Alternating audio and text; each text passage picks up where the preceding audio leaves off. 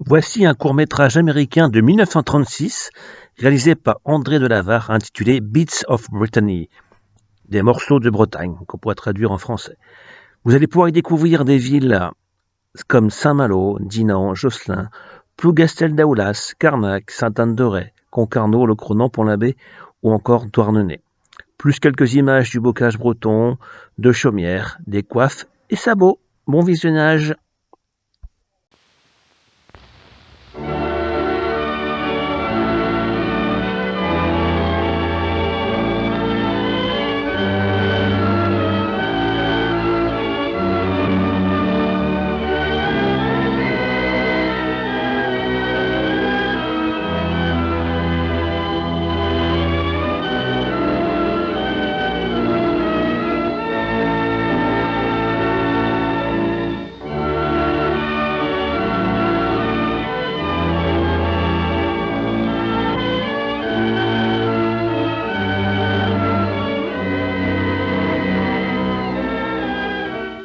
We begin our brief tour through Brittany at Sao Malo, that attractive city on the English Channel. The walls, which date chiefly from the 16th century, completely and are today in perfect preservation. A leisurely circuit around their tops offers splendid views of the bay and harbor. The bay is dotted with small fortified islands. One, called Grand Bay, where Chateaubriand is buried, becomes part of the tide.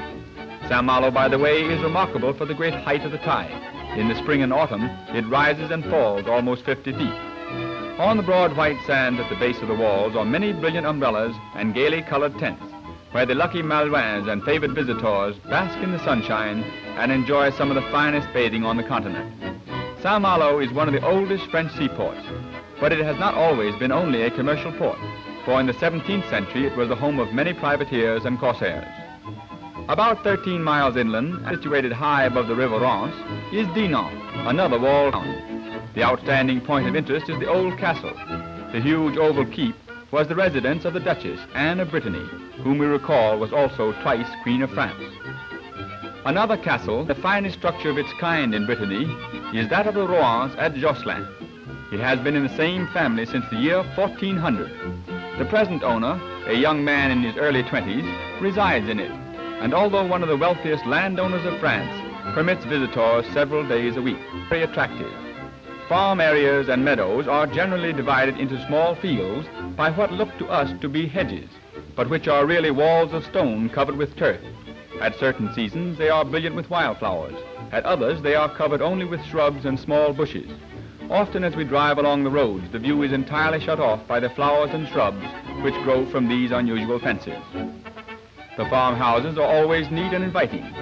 No matter how poor the farmer or peasant may be, his home presents an attractive picture to the traveler.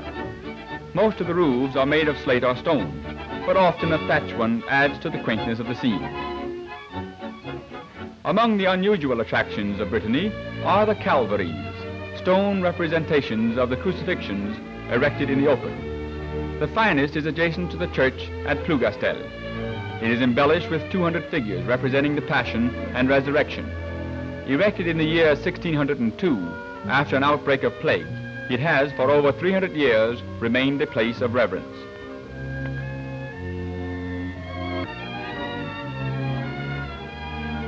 Brittany possesses the finest collection of megalithic monuments in the world, the dolmens of Carnac. These great stones are a mystery, for history tells us nothing about them, from where they came, or how they were transported and erected. Many theories have been advanced regarding their origin. One, that they marked the burial ground of soldiers slain in some great forgotten battle. Another, that they were erected to protect the tents of a Roman army. Still another, that they were arranged to indicate the direction of sunrise at the solstices and equinox, and to fix the periods for ceremonies of an ancient solar worship. Local tradition is somewhat more romantic. Children welcome visitors and recite the legend that the alignments are really hordes of pagan warriors miraculously turned to stone in the act of pursuing St. Cornelius and driving him from Brittany's hospitable shores.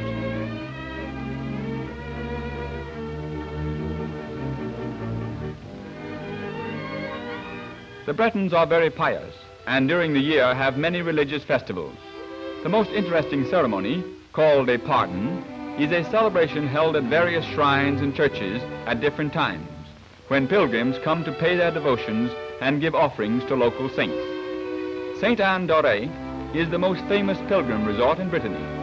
According to legend, Saint Anne, mother of the Virgin, appeared to a peasant in the year 1623 and commanded him to build a chapel where she said one had stood some 100 years before. 2 years later, a statue was dug up on the spot indicated, and in 1645, a church and convent were built.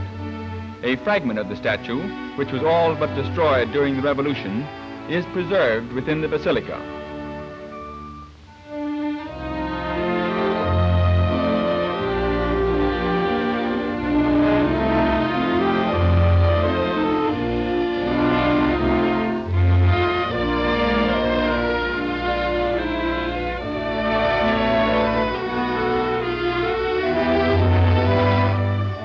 From Sainte-Anne d'Auray, we make our way to Concarneau, one of the chief fishing ports of the country, and the favorite Brittany rendezvous of artists. We happen to be here while the fishing fleet is at sea. When it returns, many of the women will be occupied with sardine tinning, but now they have a chance to catch up with their family duties. Most of the women of Brittany still wear head coverings of lace or little caps of lace and ribbon. These coverings and caps are called coiffes. C-O-I-F-F-E-S, coif. And as we travel through the country, we see many of them. Each locality has a distinctive shape and size, and it is easy to tell the district from which a woman comes by the headdress she wears.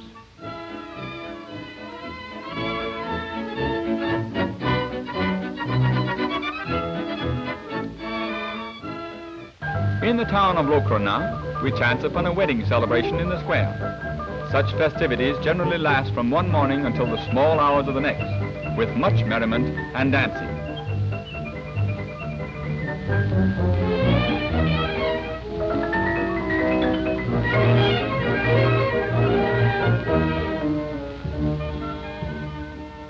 The groom is the fashionably attired gentleman with a cigarette. The bride, as usual, is in white. The picturesque old costumes of the Breton folk are still the everyday dress of the majority of the people, and their quaintness adds greatly to our enjoyment of the country. Here we find quite a different type of coif. Across the square, a group of interesting onlookers watch a young woodcarver as he makes copies of old wooden saints from the cathedral.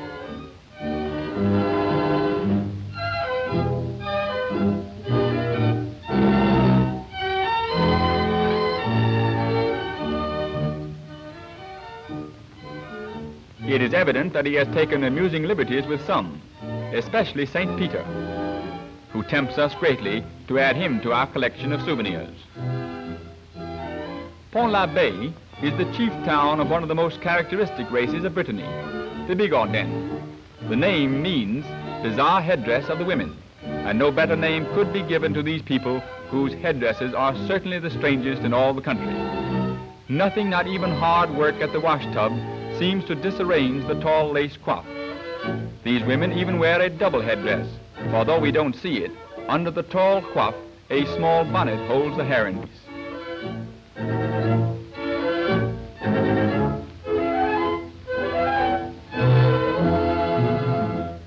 Hard on the clothes, but perhaps harder on the dirt. It may get the clothes clean, but just how long do you think nice silk underthings would last?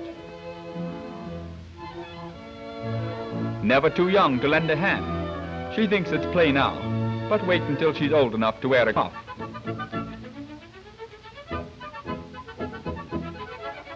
From Pont L'Abbé, we make our way along a rugged coast to Douarnenez, the most important sardine fishing port in France. The delightful little town of whitewashed houses is situated on the bay of Douarnenez. It is said there are more than 800 vessels here engaged in fishing, most of them for sardines, but some for tuna and mackerel, and still others which go farther afield for larger and more valuable catches. Every year, Breton seamen sail small ships such as these to Iceland, and even across the Atlantic to the Grand Banks of Newfoundland.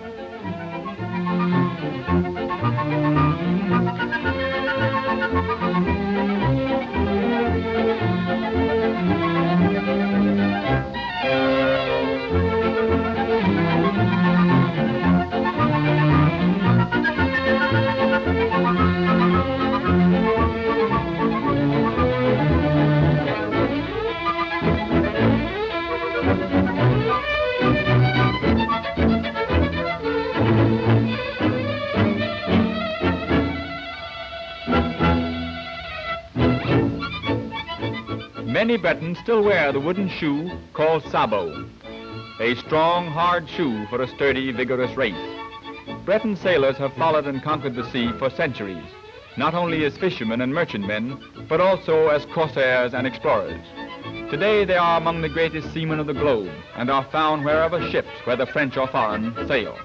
From this sturdy race come the sailors who make up almost 100% of the crews of French ships. With white sails outlined against the sky, the fleet goes forth to sea, and we are reminded of the Iceland fisherman, Pierre Loti's immortal classic of Brittany's Men of the Sea.